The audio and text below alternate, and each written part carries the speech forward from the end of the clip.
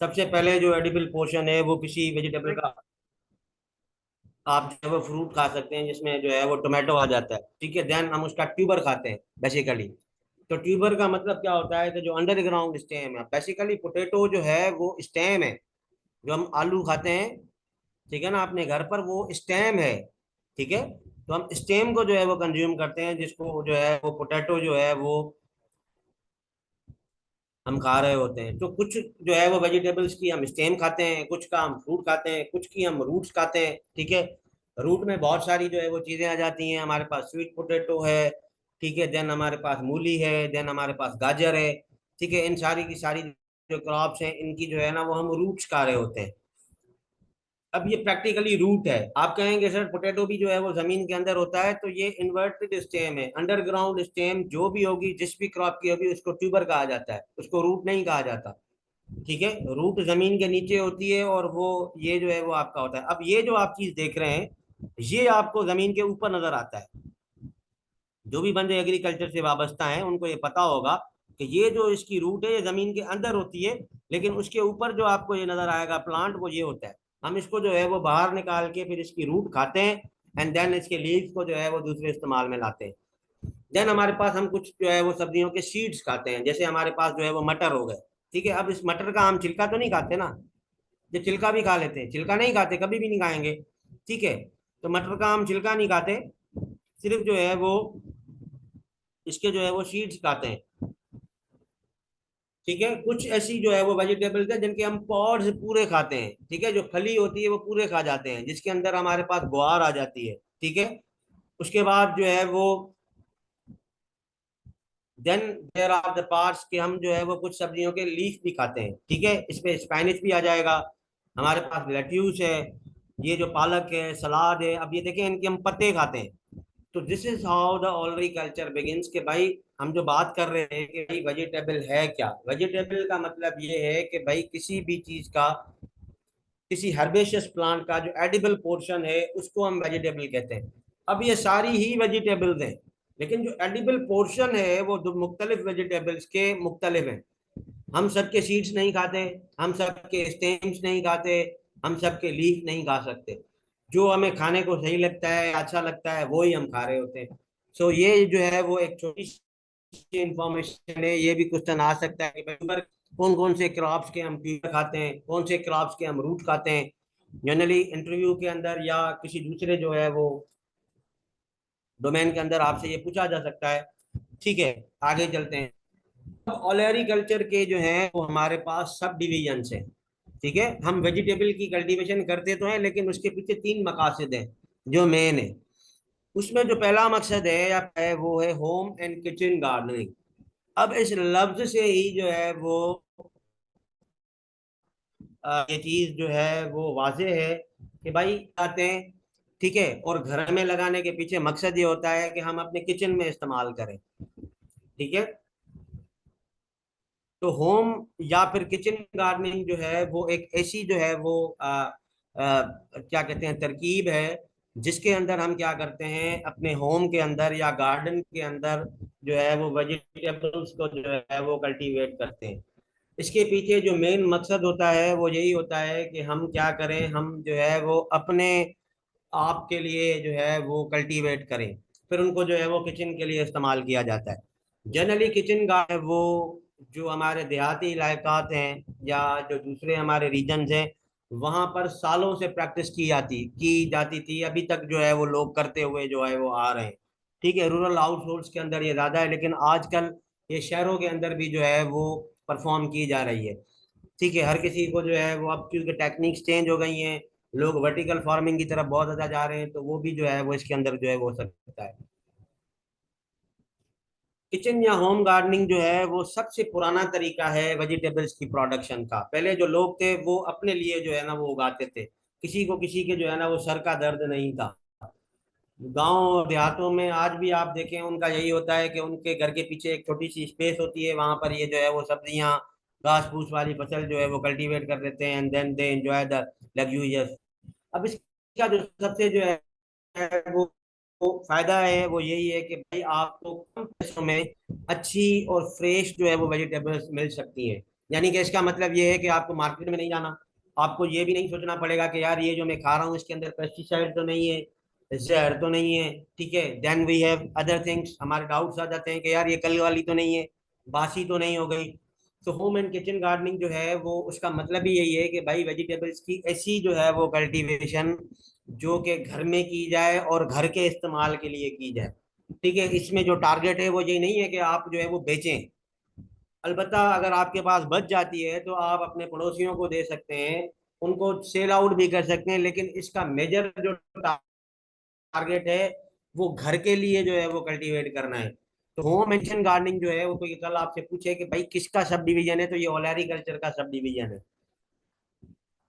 अब जो सबसे इस दौर के अंदर जो सबसे जो है ना वो अच्छी और बड़ी बात वो यही है कि भाई ये आपके घर के जो अखराजात हैं उनको भी जो है वो कम करने में आपकी काफी हद तक जो है वो मदद करती है। होम एग्रीकल्चर का वो यही है कि भाई आप जो है वो अपने इस्तेमाल के लिए खुद कफील बन जाए, मार्केट से लेकर लेने जाने की जरूरत नहीं है।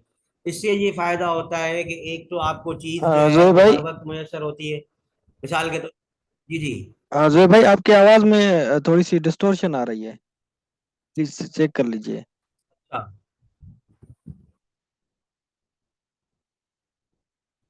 अन्या अन्या आहे। जी जी, थोड़ी सी आ रही है, रुक रुक के कभी कभार। ओके, मां हिकिड़ो मिंट पंहिंजी थोड़ी प्लेस चेंज कयां।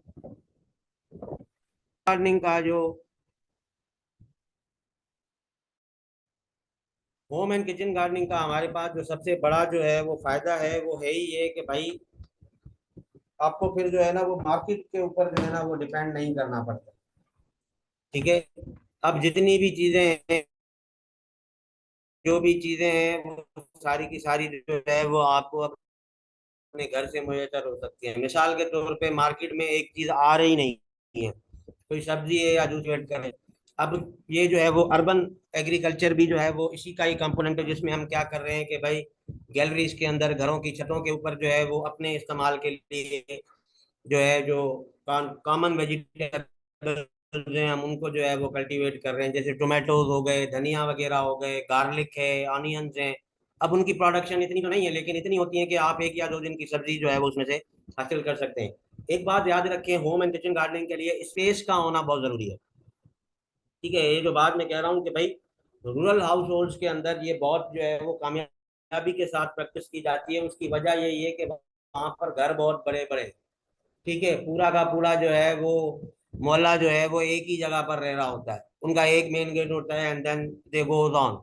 तो हमारे पास जो शहरी लोग हैं हमारे पास जो मेजर प्रॉब्लम आ रहा है वो प्रॉब्लम ही यही आ रहा है कि हमारे पास जो है वो जगह का बहुत बड़ा इशू है। हमारे पास जो जगह है वो बहुत कम है। तो इसी कंडीशन में जो है ना वो हम चाह तो रहे हैं, वर्टिकल फार्मिंग की तरफ भी गए हैं। तो इसका जो है वो इम्पैक्ट ये पड़ रहा है कि अब हम डिपेंडेंट नहीं है। ठीक है, मार्केट के अंदर जो आपको सब्जियां मिलती हैं वो पता नहीं कौन से पानी पे उसको इरिगेट करते हैं। तो इसके बचने का और अपने अखराजात को कम करने का और हर वक्त फ्रेश जो है वो वेजिटेबल खाने का जो मेजर जो है वो एक जो है वो तरीका है वो यही है कि आप होम या फिर किचन गार्डनिंग को जो है वो परफॉर्म करें। दूसरी है मार्केट गार्डनिंग। ठीक है, अब यहाँ पर आप देखें, यहाँ पर एक ये छोटा सा जो है वो बैकयार्ड मैंने आपको दिखाया है कि भाई ये है आपकी, ये देखें इन्होंने जो है ना वो पट्टियां लगा के छोटे से जो है ना वो एरिया के अंदर बहुत सारी चीजें कल्टीवेट की हैं। मार्केट गार्डनिंग ये देखें, ये अब आप देखें ये बहुत बड़ा स्पेस है। ठीक है, तो लफ्ज मार्केट का मतलब ही यही है, वहां पर होम था। ठीक है, वहां पर चूंकि होम था लेकिन यहाँ पर जो है वो मार्केट है। तो इसका मतलब ये है कि भाई वेजिटेबल्स की ऐसी कल्टीवेशन जो हम परफॉर्म कर रहे हैं for the purpose of selling them into the market. ठीक है, अब मार्केट गार्डनिंग जो है वो कहाँ पर परफॉर्म की जाती है, जो शहरों के नजदीक वाले इलाके हैं। जैसे आप टंडोजाम की मिसाल ले लें तो टंडोजाम एक टाउन है। अब यहाँ पर जितने भी जो है वो आसपास में गांव वगैरह हैं वहां पर सब्जियां जो है वो लोग लगाते हैं, then they sell to the जो है ना वो टंडोजाम की मार्केट में लेकर आते हैं या फिर यहाँ से हैदराबाद लेके जाते हैं। तो बिग सिटीज के बराबर में जो लोकल मार्केट्स हैं, अब यहाँ पर 2 या 3 मार्केट्स लगती हैं टंडोजाम को, या तो आप टंडोलायर में जाके सेल करके आएंगे, या फिर आप जो है वो हैदराबाद में लेकर जा सकते हैं। अब ये इतना नजदीक है कि आप बाइक पर भी ले जा सकते हैं अगर 1-2 कट्टे हैं तो मार्केट गार्डनिंग जो है वो एक ऐसी गार्डनिंग है जिसके अंदर हम जो है वो वेजिटेबल्स की जो कल्टीवेशन करते हैं वो मार्केट पर्पस के लिए करते हैं, ठीक है। यानी कि जो हमारे नियर बाय मार्केट है उसके लिए जो है वो हम कर रहे होते हैं।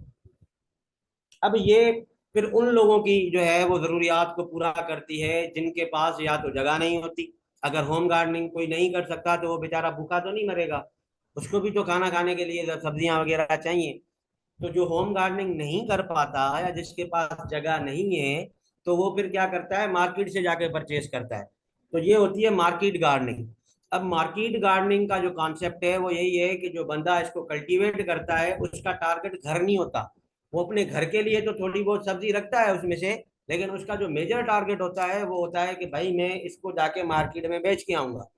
तो मार्केट भी दूर दराज वाली नहीं कि आपने ईरान भेज दिया, अफगानिस्तान भेज दिया, वो नहीं। जो आपके नजदीक छोटी सी लोकल मार्केट है, वहां पर बेचने के लिए अगर आप ऑलरिकल्चर कर रहे हैं या वेजिटेबल्स की कल्टीवेशन कर रहे हैं, तो ऐसी कल्टीवेशन को हम कहते हैं कि भाई ये है मार्केट गार्डनिंग, ठीक है। ये क्यों की जाती है, इसका फायदा क्या है? इसका फायदा ये है कि भाई ये उन लोगों की जरूरियात को पूरा करने में हमारी मदद करती है जिन लोगों के पास या तो जगह नहीं होती, ठीक है। जगह नहीं है तो बेचारे कहाँ जाएंगे? अब जैसे हम हैं, हम प्रैक्टिकली एक छोटे से टाउन में रहते हैं, हमारे पास घर में जगह ही नहीं है, तो हम क्या करेंगे? हम कुछ भी नहीं खाएंगे। Then we are dependent on to the market. हम मार्केट से जाके लेकर आते हैं। अब वो कैसी है, क्यों है, अच्छी है, बुरी है, पेस्टिसाइड वाली है, कल की है, यहाँ पर आपके नखरे नहीं चलेंगे। होम गार्डनिंग में आप क्या हैं, खुद कफील है। आप जो चीज लगाना चाहें, जो वैरायटी लगाना चाहें, सिंधी पालक लगाएं या अंग्रेजी पालक लगाएं, लाल वाली प्याज लगाएं या सफेद वाली प्याज लगाएं, जो आपके घर में पसंद किए जाते हैं या जो आपके किचन में यूज हो सकती है आप वो लगाएंगे। यहाँ पर ये है कि फिर आपको जो है वो डिपेंड होना पड़ता है मार्केट में। अब आपको मैं एक छोटी सी एग्जांपल दूं कि आपको जो है वो तेज वाली मिर्ची नहीं खानी, और आप कह रहे हैं कि भाई कम स्पाइसी मिर्ची हो, लेकिन वो मार्केट में अवेलेबल नहीं है, तो आप क्या करोगे? आपको वही तेज वाली खरीदनी है। तो ये मार्केट गार्डनिंग जो है, ये इसका जो स्पेस होता है वो as compare to home gardening बड़ा होता है, यानी कि एकड़ों पे जो है वो इसके अंदर लगाई जाती है। अब ये देखिए कितना बड़ा जो है वो एक एरिया है, इसके अंदर इन्होंने टनल्स भी बनाई हुई हैं, फिर रो में भी किया हुआ है, फिर आगे भी टनल्स हैं, फिर यहाँ भी क्रॉप्स हैं। इसका मतलब ये है कि हम मार्केट को देखते हैं, फिर मार्केट को सर्वे करते हैं, और उसके बाद उन्हीं क्रॉप्स की कल्टीवेशन की जाती है जो मार्केट में नीडी हो। इसके फायदे यही हैं कि उन लोगों की भी जरूरत पूरी हो जाती है जिनके पास लैंड नहीं है। दूसरा पॉइंट ये है कि किसी के पास टाइम नहीं होता, कुछ ज्यादा ही बिजी है, ठीक है। जैसे हमारे स्टूडेंट्स हैं, उनके पास टाइम ही नहीं है, तो ये टाइम वाला जो इशू है वो हर जगह पर है, ठीक है। फिर आपको ये है कि फिर आपको मार्केट से परचेज करना पड़ता है सामान। तो अब ये मार्केट से जो परचेज किया जाएगा वो फिर आपको उसके पैसे देने पड़ेंगे। और या तो फिर किसी का अगर इंटरेस्ट नहीं है गार्डनिंग में या फल पौधे वगैरह लगाने में, तो उन लोगों के लिए भी जो है ये एक फायदेमंद है। अब ये है कि भाई इसमें इम्प्रूव्ड मीन्स ऑफ ट्रांसपोर्टेशन हो। मार्केट गार्डनिंग में ये है कि सबसे पहले आपको ये देखना पड़ेगा कि भाई आपको ट्रांसपोर्टेशन मिल सकती है। मिसाल के तौर पे मैंने एक ऐसी जगह पर जमीन ले ली जहां पर रोड रास्ते ही सही नहीं है, वहां पर मेरी बहुत अच्छी फसल होगी। अब मार्केट तक कंधे पे तो नहीं लेके जाऊंगा अपनी प्रोडक्ट को, ठीक है। तो आपको ये भी जो है वो देखना पड़ेगा कि भाई अगर आप मार्केट गार्डनिंग कर रहे हैं, तो अगर ट्रांसपोर्टेशन आपको सही मिल जाती है तो ये फिर दूर दराज की मार्केट्स तक भी आप ले जा सकते हैं। बाकी अगर ट्रांसपोर्टेशन आपके पास इतनी अवेलेबल नहीं है या फिर महंगी है, तो फिर आपको यही करना पड़ेगा कि आपको जो है वो फिर क्या कहते हैं, अपना लोकल मार्केट में ही बेचना पड़ेगा। अब ये मार्केट गार्डनिंग को अगर आप एक जो है वो बिजनेस के तौर पे इस्तेमाल करें, या फिर इसको अगर आप कामयाबी के साथ परफॉर्म करना चाहते हैं, तो आपको जो है वो दो चीजों का जो है वो सबसे पहले जो है वो ख्याल करना पड़ेगा। ये आपकी प्लानिंग होनी चाहिए। सबसे पहले तो आपको केयरफुल सोइंग करनी पड़ेगी, ठीक है। आपका जो सोइंग का प्रोसीजर है वो सही होना चाहिए। ऐसे ना हो कि आपने जो है वो आड़े तिरछे इधर उधर से उठा के जो है ना वो बीज लगा दिए, फिर कल को पता चला कि भाई वो तो जर्मिनेशन ही नहीं हुई, तो आपको केयरफुल सोइंग करनी पड़ेगी, और सोइंग भी टाइम से करनी पड़ेगी। दूसरा ये है कि भाई राइट काइंड ऑफ वेजिटेबल को प्रेफर करें, ठीक है। अब राइट काइंड ऑफ वेजिटेबल को जो है वो कल्टीवेट करने का मकसद ये है कि भाई आपको जो मार्केट में डिमांड है उसकी तरफ से करना पड़ेगा। होम गार्डनिंग में तो आप अपनी चला रहे थे ना, अब आपको मार्केट की जो है ना वो डिमांड देखनी है। मिसाल के तौर पे मार्केट में कहा जाता है कि भाई आप सिंधी पालक जो है ना वो ले आओ, तो आपको भले सिंधी पालक पसंद ना हो, ना खाते हो आप, लेकिन आपको सिंधी लगानी पड़ेगी, क्योंकि अगर आप कल को बेचने जाएंगे अपनी प्रोडक्ट और मार्केट में उसको जो है वो डिमांड नहीं होगी, तो आपसे कोई खरीदेगा नहीं। तो मार्केट गार्डनिंग जो बंदा करता है उसको ये दो चीजें जो है वो सोच समझ के करनी पड़ती हैं कि भाई मुझे कौन सी फसल लगानी है, किस टाइप की लगानी है, कब लगानी है, और कौन सी उसके अंदर जो है वो वैरायटी देखनी है। So this was all about जो है ना वो मार्केट गार्डनिंग। तीसरी जो इसकी टाइप है वो है ट्रक गार्डनिंग। अब ट्रक गार्डनिंग का मकसद आ गया कि भाई आप ट्रक में जो है वो डाल के और दूर दराज की मार्केट में जो है वो लेकर जाते हैं। तो ये एक ऐसी टाइप है गार्डनिंग की जो बहुत लार्जर क्वांटिटीज में ही जो है वो प्रोडक्शन की जाती है किसी भी वेजिटेबल की, फॉर द डिस्टेंट मार्केट्स। अब जो बंदा ट्रक गार्डनिंग करता है उसके पास जमीन बहुत ज्यादा होती है, मिसाल के तौर पे 25 से 30 एकड़ है। आप अगर जो है वो, आई डोंट नो आप लोगों का मार्केट से कुछ जो है वो सरिश्ता है या नहीं है, लेकिन आई आई बिलीव दैट के इकोनॉमिक्स जो आपको पढ़ा रहे हैं उन्होंने आपको मार्केट समझाई होगी कि प्रैक्टिकली मार्केट है क्या, ठीक है। किस चीज को हम मार्केट कहते हैं, वहाँ के टर्म्स एंड कंडीशंस क्या होते हैं, कैसे आपको मार्केट जो है वो बेहतर बनानी है, क्या करना है। तो ये जो डिस्टेंट मार्केट्स में जो आपकी चीजें जाती है ना बेटा, ये एक कट्टे को आप कराची भेजोगे तो पूरी गाड़ी आपको करवानी पड़ेगी।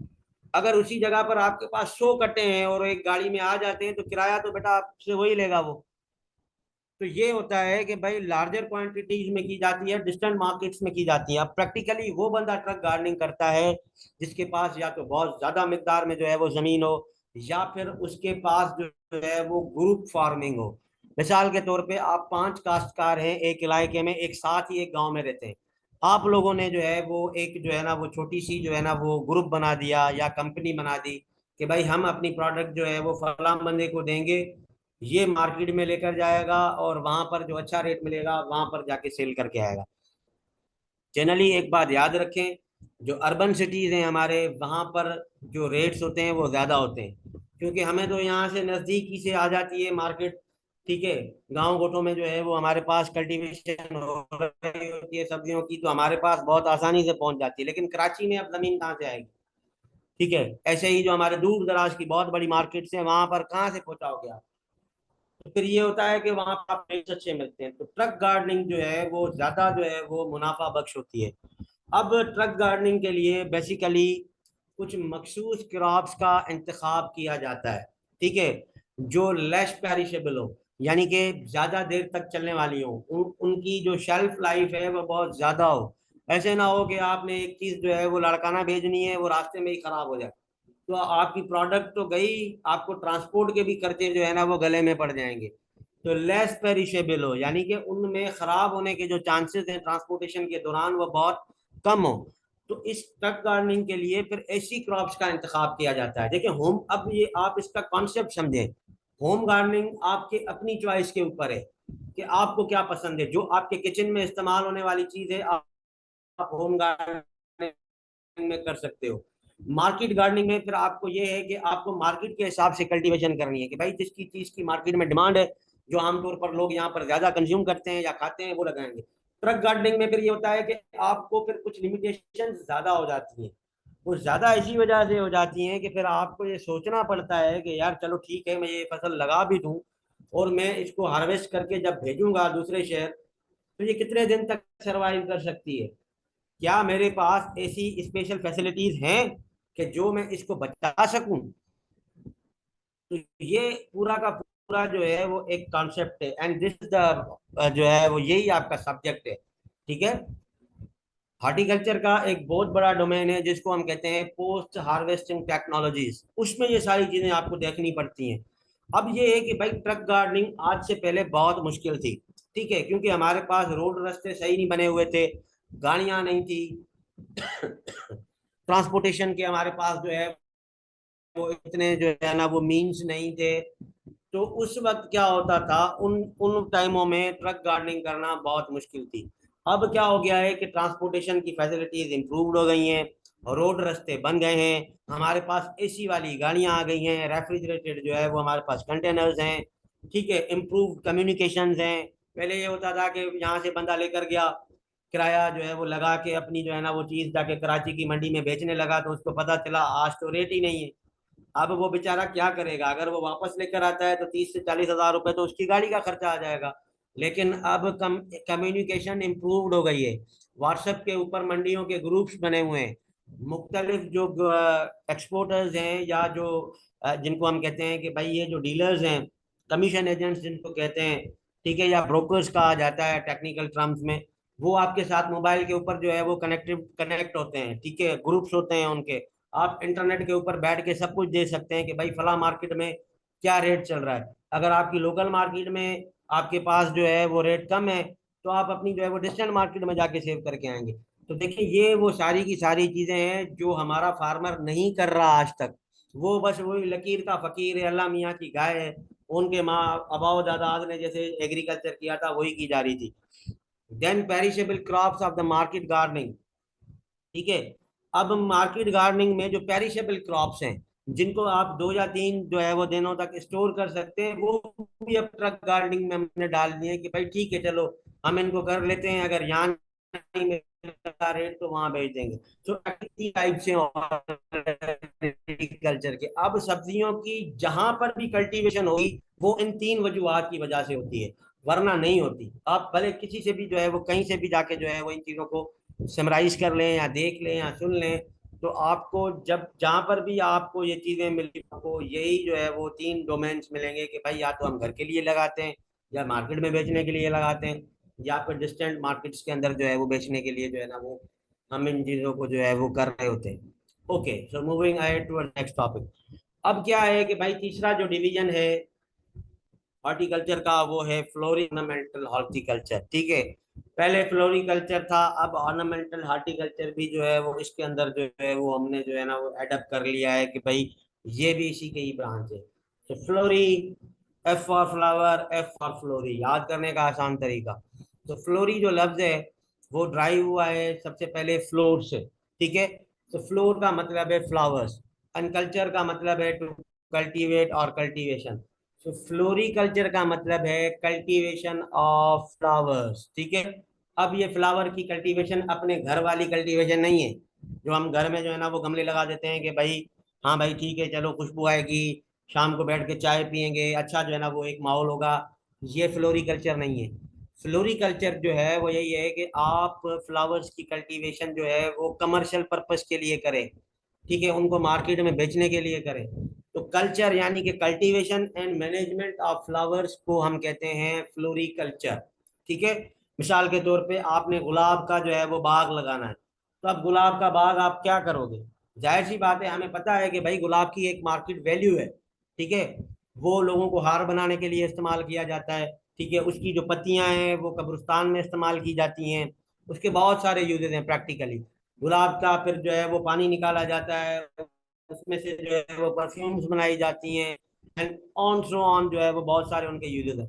तो अगर कोई कमर्शियली जो है वो फ्लावर्स को कल्टीवेट करता है, अब इनके बागात हैं, ठीक है ना, इनके बागात हैं, लेवेंडर हो गया, गुलाब हो गया, गेंदे का फूल है, जैस्मिन है, इनके जैसे हम हमारे पास जहाँ पर लोग जो है वो गंदम और ये चावल लगाते हैं, ऐसे लोगों के पास इनके बागात हैं, ये इनकी कल्टीवेशन करते हैं क्योंकि ये मार्केट में बहुत अच्छा रेट दे रहा होता है उनको। तो ऐसी जो प्रैक्टिस है जिसके अंदर हम फ्लावर्स की कल्टीवेशन करें, तो देखें, तो उसको कहा जाता है फ्लोरिकल्चर, ठीक है। आगे चलते हैं। अब ये है कि भाई फ्लावर के साथ जो ऑर्नामेंटल प्लांट्स हैं, ठीक है, अगर आप ऑर्नामेंटल प्लांट्स की कल्टीवेशन कर रहे हैं तो वो भी टेक्निकली फ्लोरिकल्चर ही कहा जाएगा। फ्लावर्स के साथ अब ऑर्नामेंटल प्लांट्स की भी जो कल्टीवेशन है उसको भी हमने जो है वो फ्लोरिकल्चर के अंदर जो है वो मर्ज कर दिया है। ये साइंस है, उनके अपने जो है ना वो कायदे कानून है, तो ये जो है वो चीजें इसके अंदर जो है वो आ जाती हैं। ओके, तो moving towards the next topic, हमारा जो अगला टॉपिक है वो यही है कि भाई क्लासिफिकेशन ऑफ हॉर्टिकल्चरल क्रॉप्स। ठीक है, एग्रोनॉमी के अंदर भी आप क्लासिफिकेशन करते हैं, बॉटनी के अंदर भी क्लासिफिकेशन करते हैं, बायोलॉजी के अंदर भी क्लासिफिकेशन करते हैं, लेकिन यहाँ पर भी हॉर्टिकल्चर क्रॉप्स की भी जो है वो हमारे पास क्लासिफिकेशन है। अब यहाँ पर एक बात जो है वो सबसे पहले हमें जो है वो समझनी पड़ेगी कि भाई हम क्लासिफिकेशन करते ही क्यों हैं। ऐसी कौन सी चीज है जो हमें मजबूर करती है कि हम क्लासिफिकेशन करें। तो क्लासिफिकेशन का मकसद है तरतीब देना, चीजों को समराइज करना, एक जैसी चीजों को एक ग्रुप के अंदर डाल देना कि भाई ये हमने क्लासिफिकेशन कर दी, कि भाई ये है, तरतीब दे दी कि भाई जैसे हम आमतौर पर कहते हैं हमारे पास दो जो है वो, अगर ह्यूमन नेचर की बात करें तो हमारे पास दो क्लासिफिकेशन है, एक अच्छे लोग हैं एक बुरे हैं। अब भले अच्छे लोग जो हैं वो बुरे हों या बुरे लोग अच्छे हों, लेकिन अगर आपके लिए कोई अच्छा है या आपके लिए कोई बुरा है तो फिर वो यही रहेगा। तो फिर देखें उनका पीछे हमारे पास क्राइटेरिया होता है कि भाई मसला क्या है। तो यहाँ पर भी जो हॉर्टिकल्चर की जो हम क्लासिफिकेशन कर रहे होते हैं उसके पीछे जो लॉजिक है वो यही है कि भाई चीजों को आसान किया जाए ताकि हमें जो है वो पढ़ने में जो है वो आसानी हो। ठीक है, तो अब क्लासिफिकेशन के बहुत सारे क्राइटेरियाज हैं। ठीक है, हम क्यों उनको जो है वो क्लासिफाई करते हैं, किस वजह से करते हैं, कैसे करते हैं, ये सारी की सारी जो है वो इसके अंदर जो है वो आ जाती है। तो जो सबसे पहला जो है जो मेजर जो है वो कंपोनेंट है या जो मेजर जो है वो रीजन है वो जो है वो क्लासिफिकेशन है कि भाई आप जो है वो चीजों को एक जैसा कर दें। ठीक है, ये एग्रोनॉमी के अंदर भी आपको पढ़ाई जाएंगी, लेकिन हॉर्टिकल्चर के जो है वो अंदर जो है वो थोड़ा सा जो है वो इसके अंदर चेंज है। तो मैं जो आपके साथ जो है वो यहाँ पर डिस्कस करूंगा वो है भाई सोनली हॉर्टिकल्चर क्रॉप।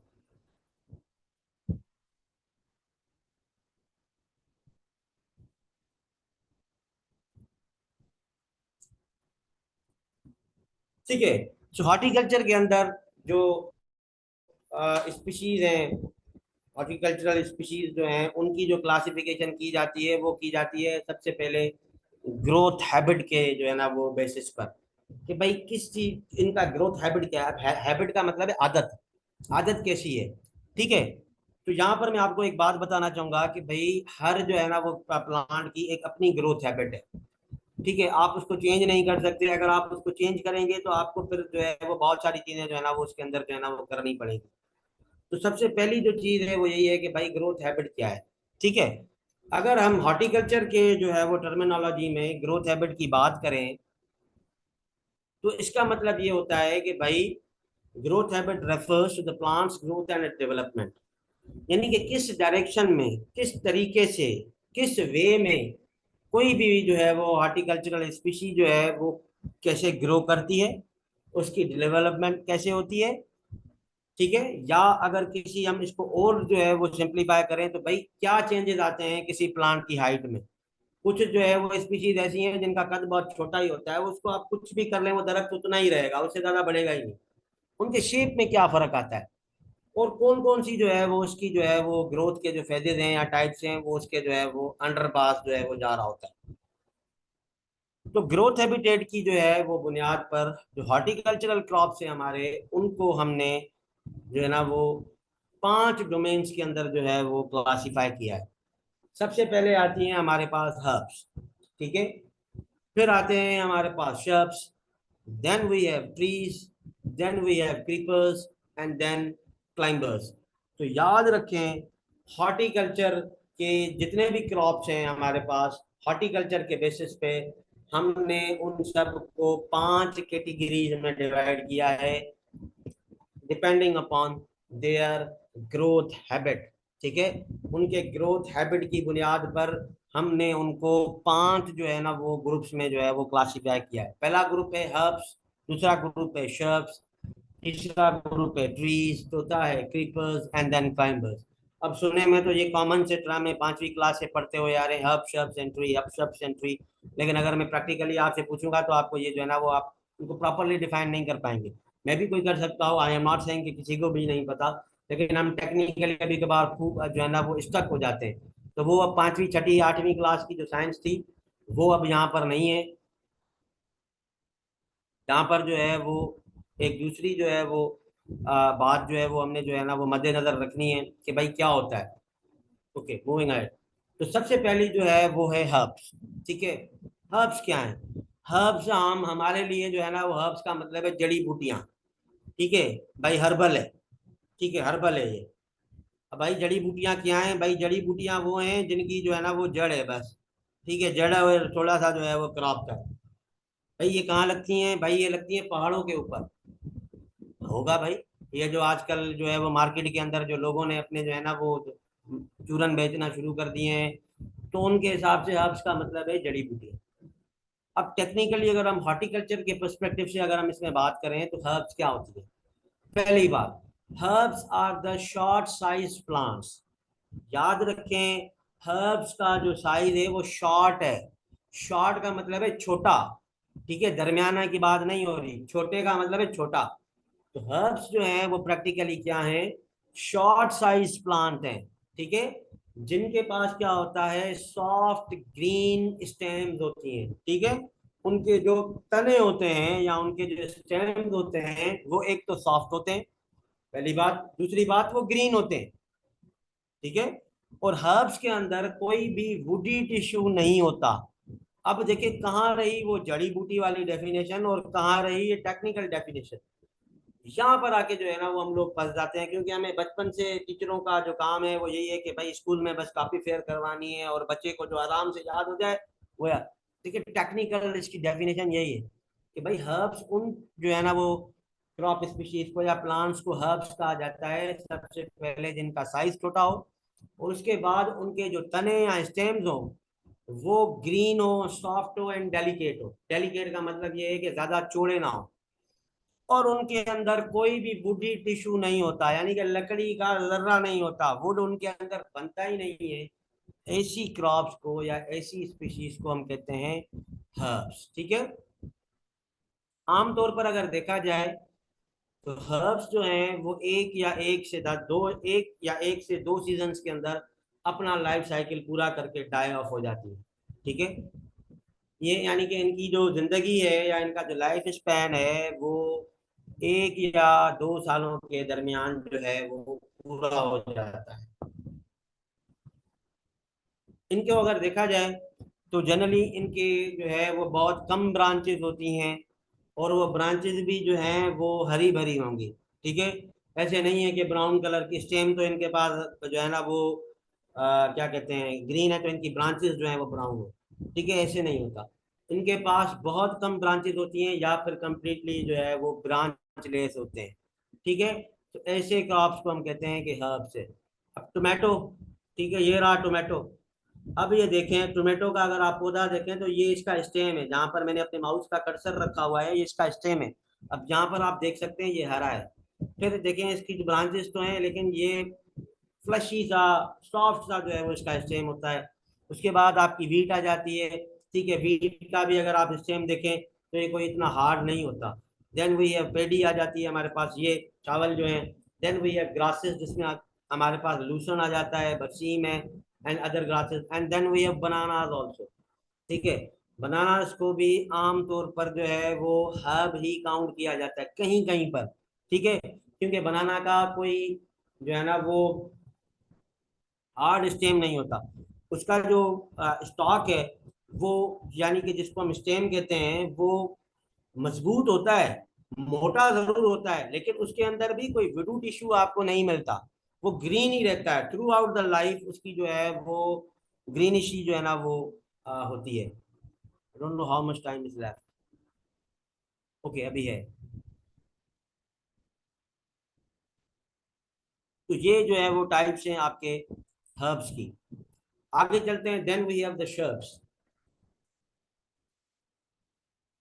ठीक है, अब शर्ब्स जो है वो क्या होता है? एक हर्ब और ट्री के बीच का जो है वो प्लांट होता है।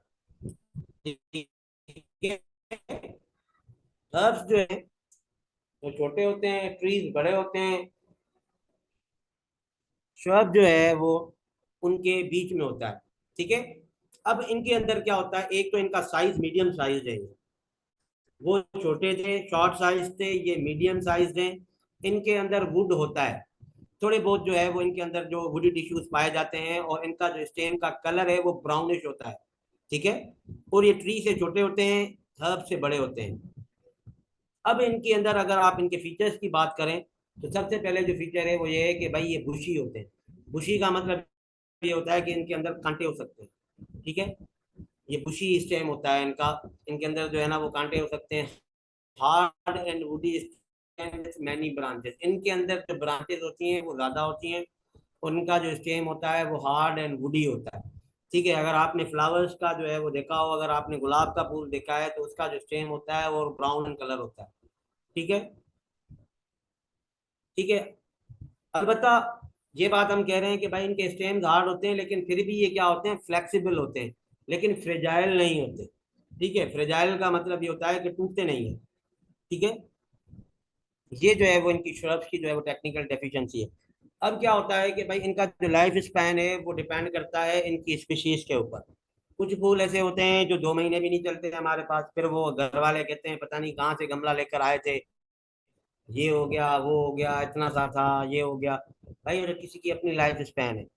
तो शर्ट्स की जो लाइफ स्पेन है, जैसे वो 1 या 2 सीजन्स में जो है वो अपना लाइफ स्पेन कंप्लीट कर रहे थे, लेकिन ये जो चीजें हैं वो आपको जो है वो डिपेंड करती है कि भाई आप इनकी कौन सी स्पीशीज जो है वो कल्टीवेट करके जो है ना वो बैठे हुए हैं। तो इनके अंदर जनरली आपके पास जो फ्लावर्स हैं, रोज हो गया, जैस्मिन हो गया, लेमन है, ठीक है, तुलसी है, हिना, हिना हम कहते हैं जो मेहंदी होता है, लेमन। लेमन एक एक्सेप्शन है जिसको मैं बाद में बात करूंगा। लेमन 2 टाइप्स के होते हैं। लेमन का दरख्त भी होता है, लेकिन आजकल कुछ ऐसे भी चाइनीज लेमन आ गए हैं जो आप गमले में लगाएं उनका कद बढ़ता ही नहीं है, और वो ईयर अराउंड जो है वो आपको जो है ना वो दे रहे होते हैं।